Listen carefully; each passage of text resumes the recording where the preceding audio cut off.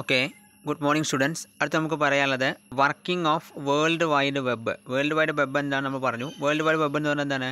World wide web is a network of millions of computers are to be connected over world wide. അതായത് millions of കമ്പ്യൂട്ടേഴ്സിനെ പരസ്പരം connect ചെയ്തിട്ടുള്ള world wide ആയിട്ടുള്ള ഒരു നെറ്റ്വർക്കിനെയാണ് നമ്മൾ world wide web എന്ന് പറയുന്നത്.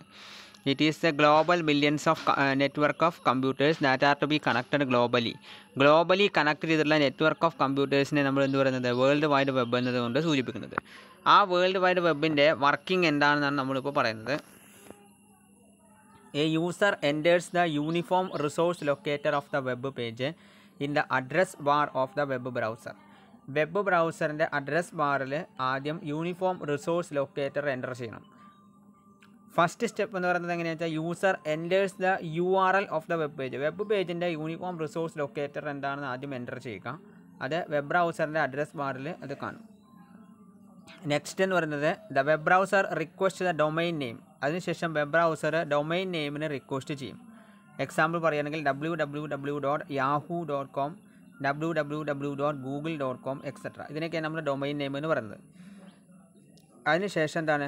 After receiving the IP address the browser sends the request for the web page using HTTP protocol.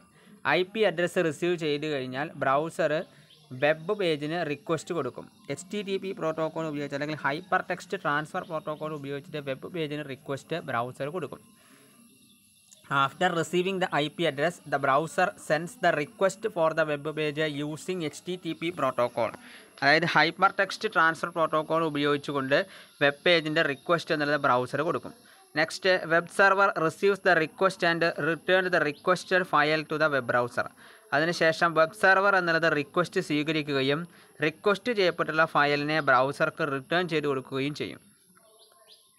Last one പറയുന്നത് web browser interprets the file and displays the contents of the web page in the browser window.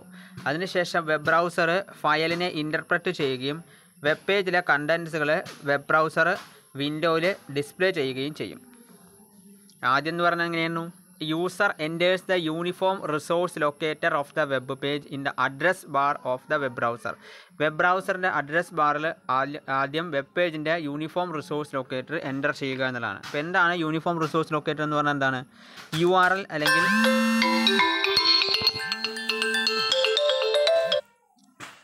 URL അല്ലെങ്കിൽ uniform resource locator എന്ന് പറഞ്ഞാൽ it is a mechanism used by browsers to retrieve any published resource on the web. വെബിൽ publish ചെയ്തിട്ടുള്ള resources retrieve ചെയ്യാൻ വേണ്ടി browsers utilise ചെയ്യുന്ന ഒരു മെക്കാനിസമാണ് uniform resource locator എന്ന് പറയുന്നത്. So uniform resource locator is a mechanism used by browsers utilise ചെയ്യുന്ന ഒരു മെക്കാനിസമാണ് URL എന്ന് പറയുന്നത്. എന്തിനു വേണ്ടിയാണിത്? To retrieve any published resource on the web. വെബ്സൈറ്റിൽ പബ്ലിഷ് ചെയ്തിട്ടുള്ള റിസോഴ്സസ് റിട്രീവ് ചെയ്യാൻ വേണ്ടി ബ്രൗസേഴ്സ് ഉപയോഗിക്കുന്ന ഒരു മെക്കാനിസത്തിനാണ് യൂണിഫോം റിസോഴ്സ് ലൊക്കേറ്റർ എന്ന് പറയുന്നത്. അതിനെ നമ്മൾ ഇൻ്റർനെറ്റിൻ്റെ അഡ്രസ്സ് എന്നോ വെബ്സൈറ്റിൻ്റെ അഡ്രസ്സ് എന്നോ പറയാം. രണ്ട് രീതിയിൽ തന്നെ പറയാം. ഇപ്പോൾ URL is a mechanism used by browsers to retrieve any published resource on the web. വെബ്സൈറ്റിൽ പബ്ലിഷ്ഡ് റിസോഴ്സസ് റിസീവ് ചെയ്യാൻ വേണ്ടിയിട്ട് ബ്രൗസേഴ്സ് യൂട്ടിലൈസ് ചെയ്യുന്ന ഒരു മെക്കാനിസമാണ് URL എന്ന് പറയുന്നത്. അതിനെ നമ്മൾ ഇൻ്റർനെറ്റ് അഡ്രസ്സ് എന്നോ വെബ് അഡ്രസ്സ് എന്നോ പറയാം. രണ്ടാമത്തെ സ്റ്റെപ്പ് എന്ന് പറയുന്നത് എന്താണ്? Web browser request the domain name. രണ്ടാമത്തെ സ്റ്റെപ്പിൽ വെബ് ബ്രൗസർ ഡൊമൈൻ നെയിമിന് റിക്വസ്റ്റ് കൊടുക്കും.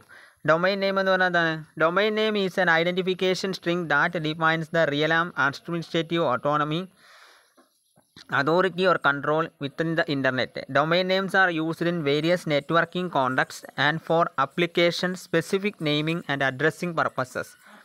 അഡ്രസ്സിംഗ് പർപ്പസിന് വേണ്ടി അല്ലെങ്കിൽ സ്പെസിഫിക് നെയിമിന് വേണ്ടിയിട്ട് ഉപയോഗിക്കുന്ന ഒന്നാണ് ഡൊമൈൻ നെയിം എന്ന് പറയുന്നത്. Any name registered in the DNS is a domain name. Domain name system പ്രകാരം രജിസ്റ്റർ ചെയ്തിട്ടുള്ള നെയിമിനെ നമ്മൾ ഡൊമൈൻ നെയിം എന്ന് പറയുന്നത്. It is a component of URL. Uniform resource ലൊക്കേറ്ററിൻ്റെ ഒരു കോമ്പോണൻ്റ് ആണ് ഡൊമൈൻ നെയിം എന്ന് പറയുന്നത്.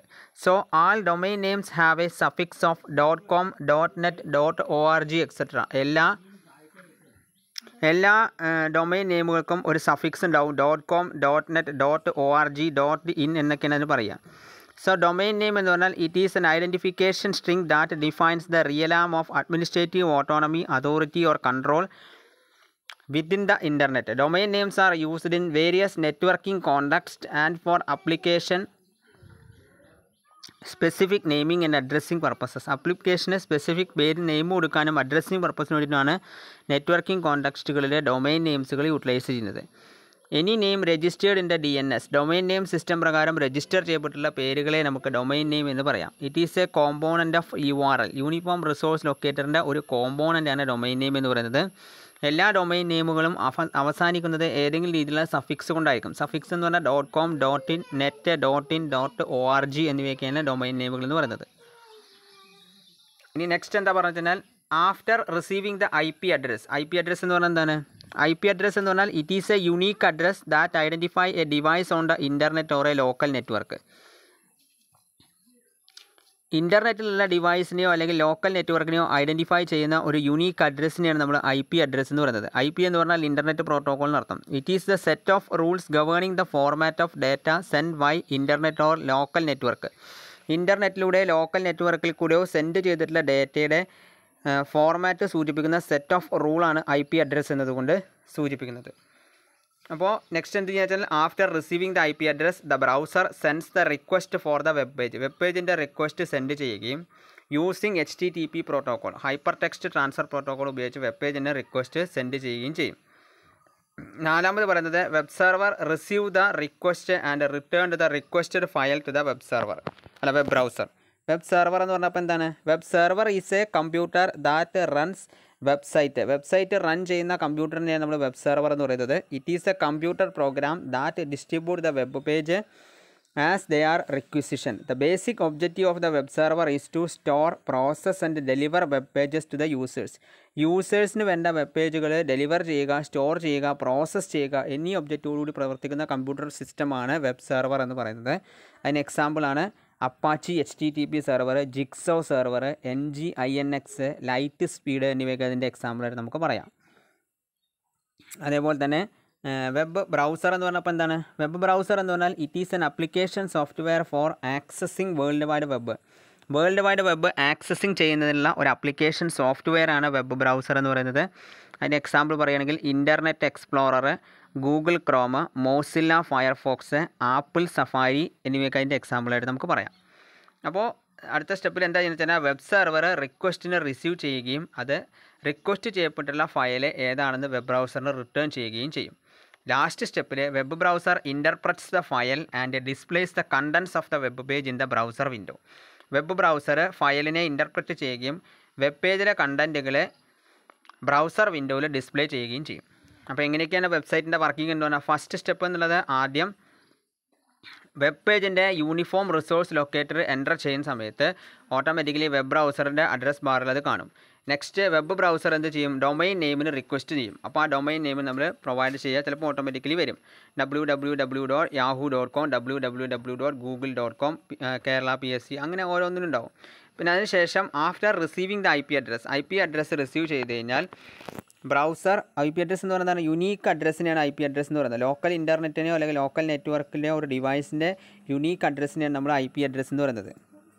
ഒരു ഡിവൈസിനെ ഐഡൻറ്റിഫൈ ചെയ്യുന്ന യുണീക്ക് അഡ്രസ്സ് അല്ലെങ്കിൽ set of rules governing the format of data send by internet or local network. Local നെറ്റ്വർക്കിലൂടെയോ ഇൻ്റർനെറ്റിൽ കൂടെയോ സെൻഡ് ചെയ്യുന്ന ഡാറ്റയുടെ ഫോർമാറ്റ് സൂചിപ്പിക്കുന്ന സെറ്റ് ഓഫ് റൂൾസിനെയാണ് നമ്മൾ IP അഡ്രസ്സ് എന്ന് പറയുന്നത്.